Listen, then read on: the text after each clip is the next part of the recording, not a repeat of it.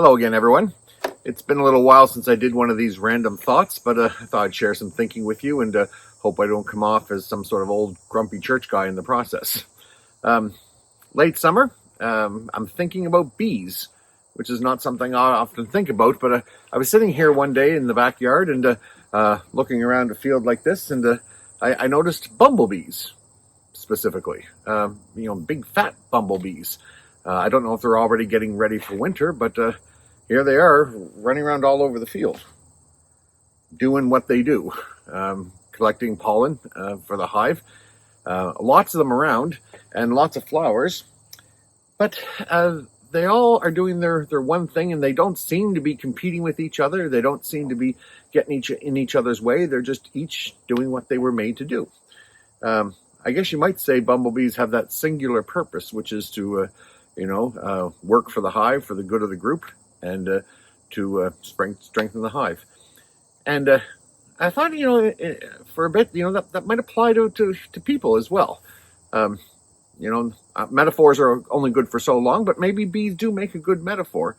If you believe the writings of C.S. Lewis, like bees, we too were made for one purpose. C.S. Lewis, who is famous for the Chronicles of Narnia, having written that, and in the Christian church, he's written a lot of interesting ways to think about God over the years, and have really got people's noggins going. He said that humans have one purpose as well, although not the same as bees. They're like bees. He said humans' one purpose is to find their way back to God by the end of their life. They live their life here, and the whole time they're trying to find their way to God. It's an interesting generalization, an interesting way to put it. If that is our purpose, I imagine, like everything else, some are doing it better than others, and not always easy to see. But if we think about that like the bees, then we should all be doing our singular purpose, if you believe that.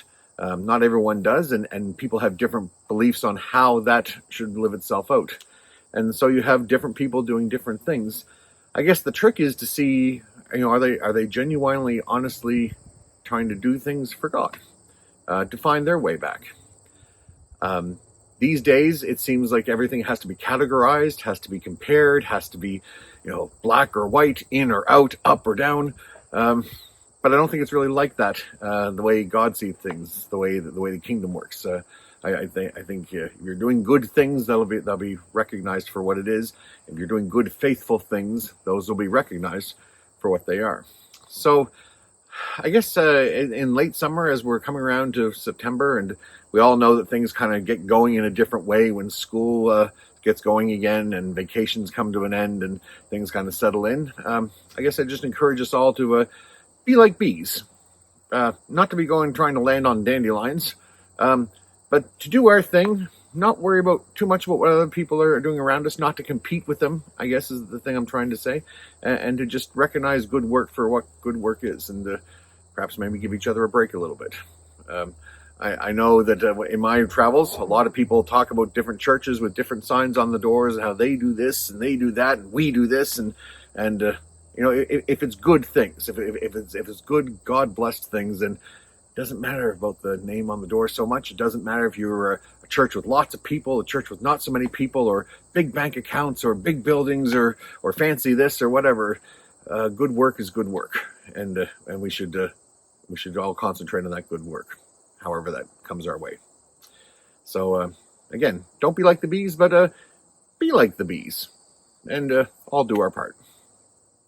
See you soon.